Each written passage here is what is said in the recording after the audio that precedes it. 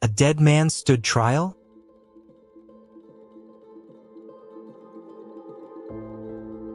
Imagine a courtroom where the defendant isn't breathing.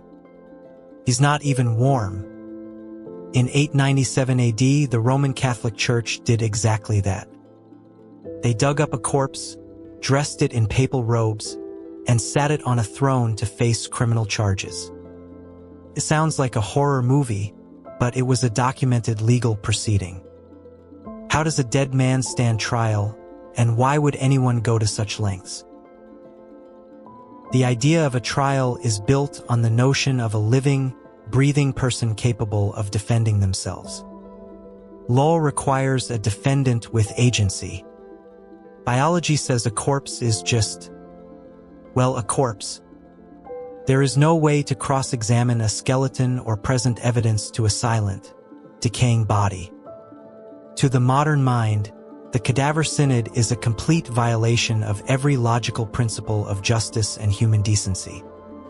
It defies the very concept of a legal proceeding. We are talking about a trial where the accused had been dead for months, yet the court treated his remains as a functioning, albeit silent, legal entity. It is a scenario that seems physically and legally impossible. This isn't just a dark legend whispered in hallways. It is a matter of historical record. The events of the Cadaver Synod are documented in the annals of the medieval papacy. Historians point to the records of the era, describing the intense political instability of the late 9th century. While skeptics might argue that such a gruesome event was merely exaggerated by later chroniclers to demonize a specific era, the sheer detail of the proceedings, the names of the participants and the specific charges, makes it difficult to dismiss as mere myth. The existence of such a trial is a verified, albeit terrifying, part of the Vatican's complex history. The year was 897 AD. Pope Stephen VI, driven by a bitter political vendetta, ordered the exhumation of his predecessor, Pope Formosus. The body was pulled from its tomb, dressed in the full, magnificent regalia of the papacy, and placed upon a throne in the presence of a court. An official deacon was even appointed to speak on behalf of the corpse, reciting the accusations. Formosus was accused of violating canon law and usurping the papal throne. The trial was a spectacle of madness. Under the intense pressure of Stephen's fury, the court found the dead pope guilty. The verdict was swift, brutal, and utterly devoid of any sense of mercy or justice. So, how could something so insane actually happen? It wasn't just madness. It was a calculated political weapon. The late 9th century was a period of extreme chaos in Rome, where the papacy was often a pawn in the hands of powerful, warring factions. By putting Formosus on trial, Stephen VI wasn't just seeking justice.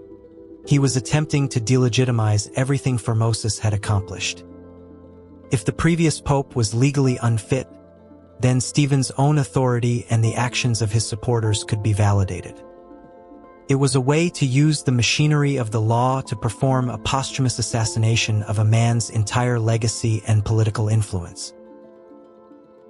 This story serves as a chilling reminder of what happens when absolute power meets religious obsession. It reveals a time when the boundaries between the sacred and the political were dangerously blurred. When institutions become so powerful that they claim authority even over the dead, the pursuit of justice is replaced by the pursuit of vengeance. It shows us that the most terrifying aspect of human history isn't just the violence we commit against the living, but the lengths we will go to manipulate the very concept of truth. It forces us to realize that even our most established institutions are capable of profound, inexplicable irrationality.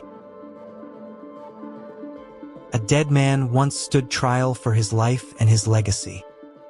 It's a story that proves history is often stranger than fiction.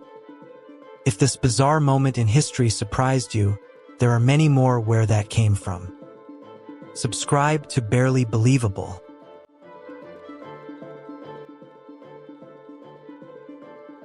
If you want more videos like this, subscribe and follow Barely Believable. See you in the next one.